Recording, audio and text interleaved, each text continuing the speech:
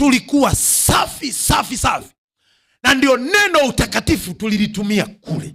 Lakini leo utakatifu umechakachuliwa. Tukisema ibada saa 4, watu wanakuja saa 5, watu wanakuja. Iwe bahati mbaya, kuna wenzetu ni waseme tu, Wasabato wanamheshimu Mungu wao.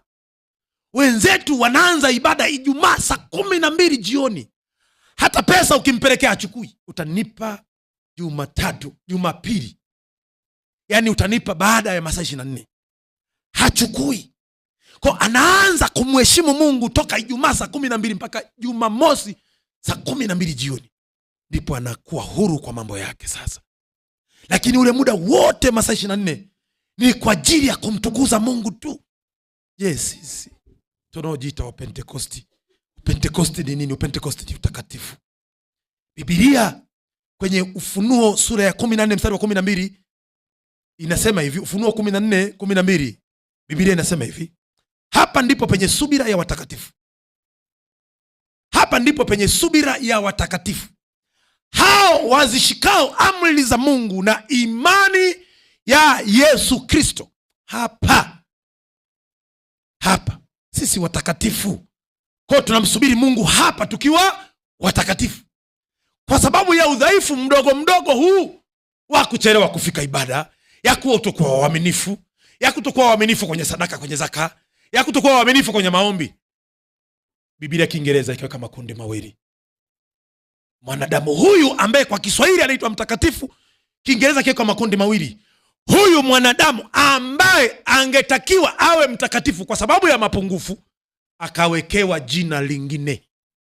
Na hilo jina lingine kwa Kiingereza, mwanadamu huyu ambaye ni mimi na wewe sasa, tuliofika hata kwa kuchelewa, lakini tukiwa bado watakatifu kwa Kiswahili, kwa Kiingereza tunaitwa saint. Saint ni mwanadamu mwenye dhambi aliokolewa kwa neema. Kwa sisi ni wenye dhambi tuliokombolewa kwa neema. Kwa Kiingereza kwa kundiro tunaitwa saint. Mtakatifu kama mtakatifu ambaye tunaita mtakatifu kwa Kiswahili, kwa Kiingereza anaitwa holy. Holy manake mtakatifu. Mtakatifu manake hajawahi kutenda dhambi, hatendagi dhambi, hata kuja kutenda dhambi. Ndio anaitwa holy au mtakatifu. Kwa utakatifu ni upi? Ni ile asili ya ukombozi wa mwanadamu kule, ya uumbaji wa mwanadamu kule, na tuumbe mtu kwa mfano wetu, kwa sura yetu. Kwa sura yetu Mungu aliumba mwanaume na mwanamke aliwaumba. Haleluya. Basi kule ndio asili yetu kule. Asili yetu imepotelea wapi? Imepotelea pale bustani ya Edeni, wakati shetani ameshuka kututenga na Mungu. Pale ndipo shida ilipoanzia pale. Pale ndipo utakatifu wa mwanadamu umetoka pale. Na ndio maana leo Mungu anasema tutafute utakatifu. Yaani utukufu tulio nao hautoshi, na tukue utukufu hadi utukufu. Yaani utakatifu hadi utakatifu. Kwa utakatifu tulio nao tutaupataje?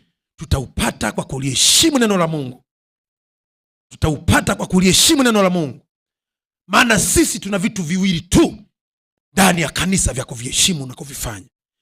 Cha kwanza kabisa kumpenda Mungu. Cha pili kulipenda neno lake. Unapolipenda neno la Mungu na kulisoma neno la Mungu, manake unaosha mavazi yako. Inasema kama bibi harusi ambaye tayari amekwisha kupambwa kwenda kwa nani? Kwa mumewe. Kwa na sisi tunavyo, mchungaji anapoturisha neno la Mungu, manake anatusafisha mavazi yetu tuwe safi tukimsubiri nani? Kristo. Wangapi wanasema jioni nitakuja na mwenzangu na rafiki yangu? Wangapi? Yoyote tu yule, awe ameokoka awe hajaokoka, wanasema nitakuja nao.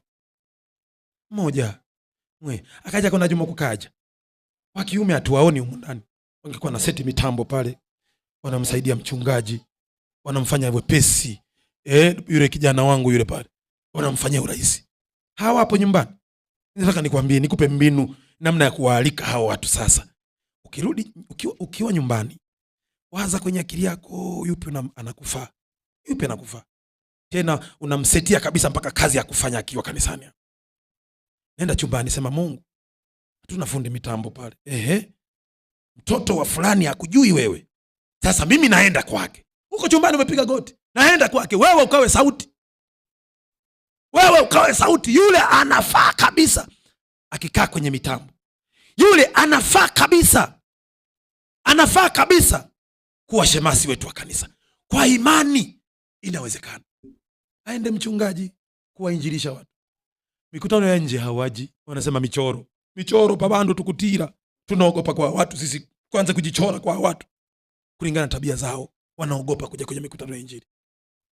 Kwenye semina tukiweka wanakuja, tunakuja wenyewe tuliokoka. Hawaji. Sasa tunawapataje? Kumbe njia nzuri na njia pekee, nyumba kwa nyumba, mtaa kwa mtaa. Wana shida humo kwenye majumba yao, wanauguliwa, wanapitia.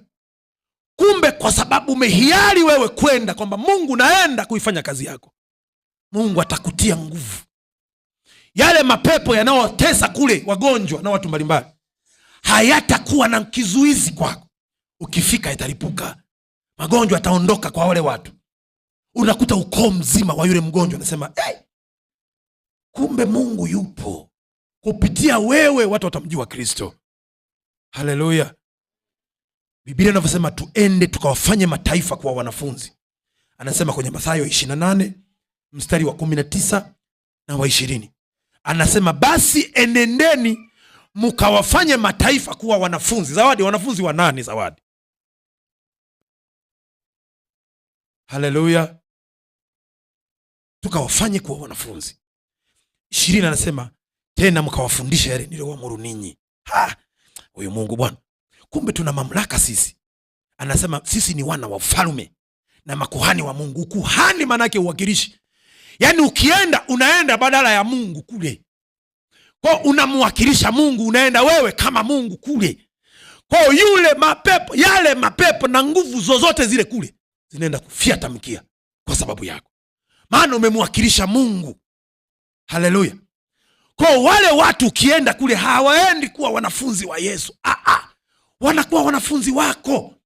Anasema mukawafanye. Sio Yesu akawafanye. Enendeni mukawafanye mataifa kuwa wanafunzi, sio wanafunzi wa Yesu. Mukawafanye kuwa wanafunzi. Namba 2 anasema tena mukawafundishe. Mukawabatize kwa jina la Baba na Mwana na Roho Mtakatifu. Namba 3 anasema tena mukawafundishe yale niliyowaamuru ninyi. Anayefundisha si ni wewe? Anayefundishwa si ni mwanafunzi? Kwa kumbe mimi nitakuwa mwalimu wa yule mataifa, alafu na yule atakuwa mwanafunzi wangu. Kivipi?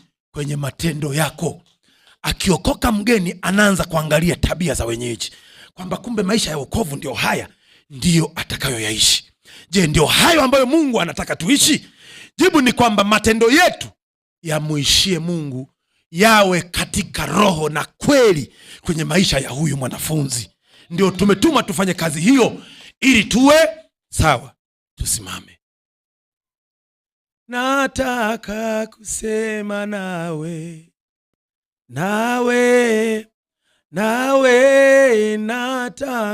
kusema nawe, na wewe Bwana, nataka kusema nawe,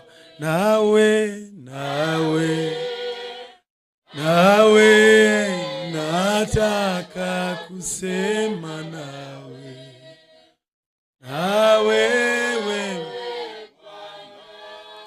nataka kusema nawe, nataka kusema nawe, na wewe Baba, nataka kusema